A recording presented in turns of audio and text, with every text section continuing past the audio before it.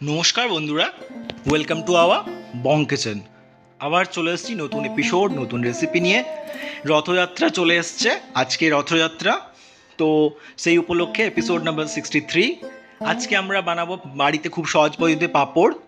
এটা না শুকোনোর ঝামেলা, না অনেক দিন লাগবে, কোনো সময়ই লাগবে না, খুব ইজিলি কয়েক ঘন্টার 1 ঘন্টাও লাগবে না, তার মধ্যেই হয়ে যাবে। আর খুব মুচমুচে হবে। বানিয়ে খেয়ে দেখুন, আশা করি আপনাদের ভালো লাগবে। ভিডিওটা ভালো লাগলে লাইক শেয়ার সাবস্ক্রাইব করে পাশে থাকবেন। প্রথমে আমরা 250 গ্রাম ময়দা নিয়ে নিয়েছি। 250 বা 200 গ্রাম নেবেন, তাহলেই চলে যাবে। এবার আমরা এখানে স্বাদ মতো লবণ অ্যাড করছি। এবার আমরা হাফ চা চামচ কালো জিরে এখানে অ্যাড করে দিলাম। এবার আমরা এখানে এটা ভালো করে মিশিয়ে নেবো ময়দার সাথে। প্রসেসটা ফলো করুন, খুব সহজ পদ্ধতিতেই বানানো যাবে, তাই স্কিপ করবেন না, সবগুলো ভালো করে দেখে নিন। ভিডিওটা প্রথম থেকে শেষ অবধি দেখবেন। এবারে আমরা এখানে 1 চা চামচ গোলমরিচ, গোটা গোলমরিচ অ্যাড করেছি, যেটা আমরা আমন্দিস্তা দিয়ে পিষে নিচ্ছি। আপনারা শিলনোড়া দিয়েও থেতো করে নিতে পারেন, যদি আপনাদের কাছে আমন্দিস্তা না থাকে তো। দিয়ে এটা আমরা ময়দার সাথে অ্যাড করে দিলাম, দিয়ে ভালো করে মিশিয়ে নেব। মাথায় রাখবেন, এখানে কিন্তু গোলমরিচ গুঁড়ো দেবেন না, এমনি করে কুটেই দিতে হবে, কারণ এটা আমরা পাঁপড় যাতে ফুলে না যায় সেটা খেয়াল রাখতে হবে, তাই এইভাবে বানাবেন। আর কোনো ময়ান দেওয়ার দরকার নেই। এবার আমরা জল দিয়ে এটা মাখতে থাকবো, একটু একটু করে জল দেবেন আর মেখে নেব। এটা কিন্তু আমরা শক্তভাবে মাখবো, এটা কিন্তু খুব নরম হবে না বা ল্যাচপ্যাচে হবে না। আবার শক্ত মানে ভীষণ হার্ড তাও না, বাট মোটামুটি আমরা শক্ত একটা ডো বানিয়ে নেব। দেখুন আমাদের ডো তৈরি হয়ে গেছে। এবার এটা থেকে আমরা লেচি কেটে নেব। একদম ছোট ছোট লেচি হবে, কাইন্ড অফ যেমন ফুচকার লেচি হয় তার থেকে একটু বড়, কিন্তু অনেকটাই ছোট ছোট হবে। দেখতেই পাচ্ছেন কেমন হচ্ছে, এইভাবে সব লেচিগুলো কেটে নেব।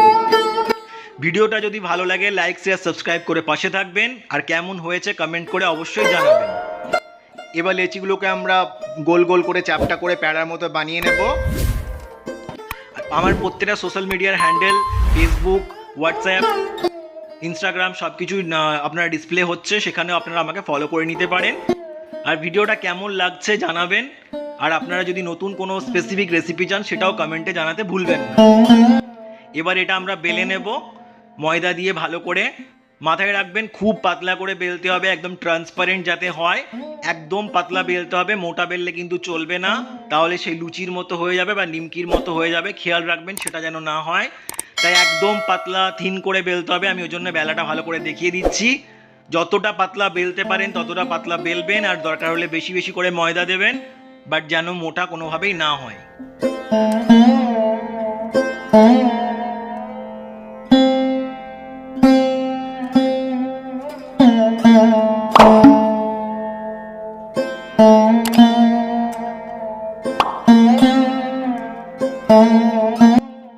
বেলাটা একটু ধৈর্যের কাজ, একটু ধৈর্য ধরে ভালো করে বেলে নেবেন।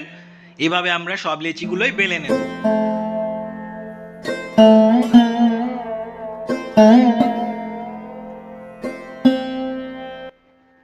এবারে আমরা তেল গরম করে নিয়েছি, তার মধ্যে পাঁপড়গুলো দিয়ে দেব, একটা একটা করে দেব আর ভেজে ভেজে তুলে নেব। খুব লালচে করার দরকার নেই, হালকা হালকা সাদা সাদা হালকা লালচে হলেই চলবে, বেশি লাল করবেন না। দেখতেই পাচ্ছেন, ওই জন্য আমি দেখিয়ে দিচ্ছি প্রসেসটা। এক পিঠটা হয়ে গেলে উপর পিঠটা উল্টে নেবেন, দিয়ে আবার হালকা করে ফ্রাই করে আমরা এটা তুলে নেব। সেম প্রসেসে আমরা প্রত্যেকটা পাঁপড়কেই ভেজে নেব। খুব সহজে এটা হয়ে যায়, না রোদে শুকোনোর ঝামেলা, না বেশি খাটনি, খুব কম সময়ে শুধু ধৈর্য ধরে একটু বেলতে হবে, ব্যাস, আর কিচ্ছু না, তাহলে আপনাদের পাঁপড় তৈরি। দেখতেই পাচ্ছেন একটা হয়ে গেছে। এইভাবে আমরা সবগুলোই ভেজে নেব। একটু ধৈর্য ধরে ভেজে নেবেন, ওই জন্য আমি আপনাদের আরেকটা দেখিয়ে দিচ্ছি ভেজে, যাতে আপনাদের অসুবিধে না হয়। আর ভাজার সময় ফ্লেমটা মিডিয়াম করে দেবেন, হাই করবেন না, নাহলে লাল হয়ে যাবে। লাল হলে কিন্তু ভালো লাগবে না, কারণ পাঁপড় খুব বেশি লাল ভালো লাগে না।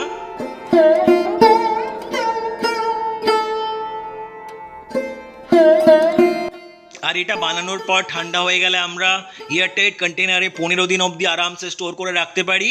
পরে খাওয়ার সময় কোনো ভাজার ঝামেলা নেই, বার করুন আর আরামসে খান, চায়ের সাথে খান। স্ন্যাক্স হিসাবে ভীষণ টেস্টি হয় আর খুব মুচমুচে হয়। কতটা মুচমুচে সেটা আমি আপনাদের দেখিয়েও দেব। দেখুন এইভাবে আমরা সব পাঁপড়গুলো ভেজে নিলাম। দেখতেই পাচ্ছেন সবগুলো ভাজা হয়ে গেছে। এটা আমরা গরম চায়ের সাথে সার্ভ করব। আপনাদের যদি ভিডিওটা ভালো লাগছে, আশা করি এরকম প্রসেসের পাঁপড় কোথাও দেখতে পাবেন না। খুব সহজ পদ্ধতিতে খুব ইজিলি বাড়িতে বানানো যায়। তাই এটা যদি আপনাদের ভালো লাগে লাইক শেয়ার সাবস্ক্রাইব করতে ভুলবেন না। আর কেমন হয়েছে কমেন্ট করে অবশ্যই জানান। আমরা গরম চা ছেঁকে নিচ্ছি কাপের মধ্যে, সাথে আমরা পাঁপড় দিয়ে পরিবেশন করব।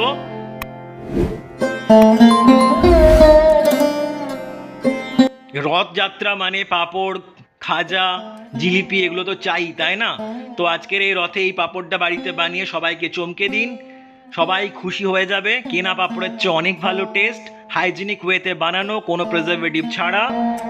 দেখুন কি সুন্দর হয়েছে। এবার কতটা মুচমুচে সেটা আপনাদের ভেঙে দেখিয়ে দিচ্ছি। দেখতে পেলেন কতটা মুচমুচে? ভালো লাগলে লাইক শেয়ার সাবস্ক্রাইব করে